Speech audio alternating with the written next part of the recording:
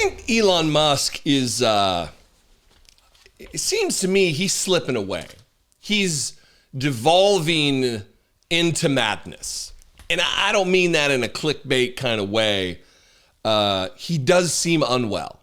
Yesterday, there was a portion of the interview that has been made public so far with Bret Baier at Fox News.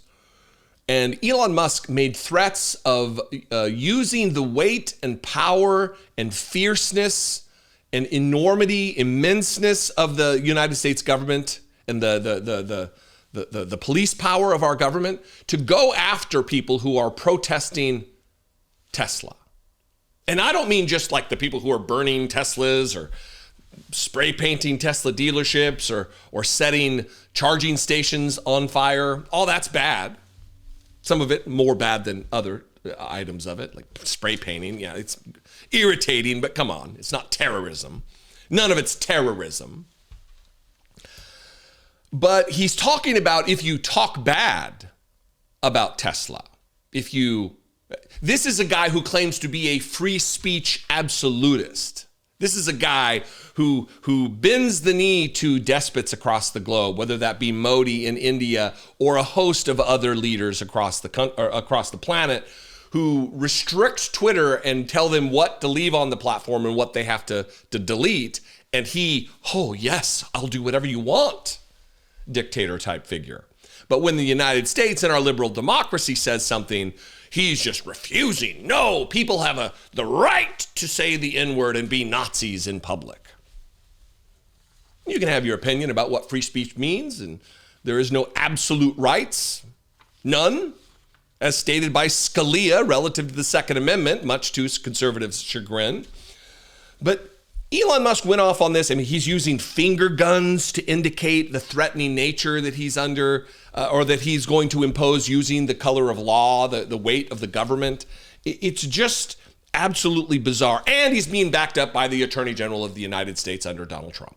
It's a scary time. Watch this first. We'll get to the Bondi thing, but then I want to talk about this hand signal that he used, which is ominous.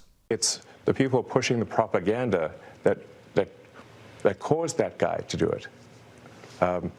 Those are the real villains here. And we're going to go after them. And the president's made it clear, we're going to go after them. The ones providing the money, the ones pushing the lies and propaganda, we're going after them.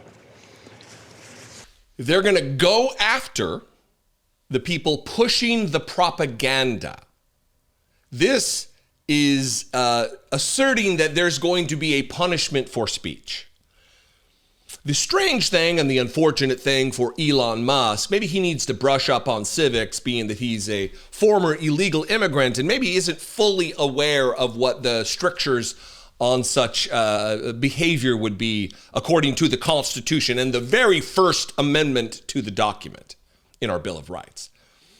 Congress shall make no law bridging freedom of speech. But people pushing the propaganda, we're going to go after them. People pushing the lies, as he uses his little finger guns. He loves to make hand signals and arm movements that he denies are the thing they are when we know what they are. This is a guy also who is just kind of a weak-kneed little coward. Remember the time he tweeted his bedside table and on it with the slew of caffeine-free Diet Cokes and soda rings on the table with no coaster use, a billionaire, and his fake cosplay gun. He thinks he's a badass, I guess. And also, kind of incongruent messaging here. He's got like a Buddhist amulet, the Buddhist, real violent, with the gun there. Yeah, fantastic, Elon. Oh yeah, I've got it here. The New York Post actually went through and labeled everything. Water bottle, book set, ring stains, cosplay gun, and Washington's flintlock pistol. Must be nice to have unlimited money to buy all the little gadgets and trinkets that you have. The problem here is that Donald Trump has implemented himself a fascist setup around him and put people into place like Pam Bondi, who will see that the going after people who are pushing the lies, using the weight of the government to harass them. Here's Pam Bondi pretty much just repeating the claims that are being made by Elon Musk. In all of these cases, every aspect. We are not going to leave a stone unturned. So the messages are going out, these people, Madam Attorney General, from these groups. Get busy. Get busy, meaning terrorize people. People are terrorized driving down the road in a car that they worked hard for. They feel terrorized. They do, and we're looking at how these people learned to make these bombs. We're looking at every aspect of these cases, and we are coming after you, and we will find you if you have done this to a Tesla owner, a Tesla dealership, anything to do with Tesla. We're going to find you, and that today was proof of it. This special protection granted to Elon Musk's Tesla company is just wild. It's not, look, if you do harm to anybody's property, we're going to come after you. It's no, specifically Tesla. If you own a Ford and someone keys your car or spray paints a swastika on it, yeah, no big deal. But if it's a Tesla, it's special because they have special protection by the United States government. The guy who threw up the Nazi salute is special and needs to be treated specially.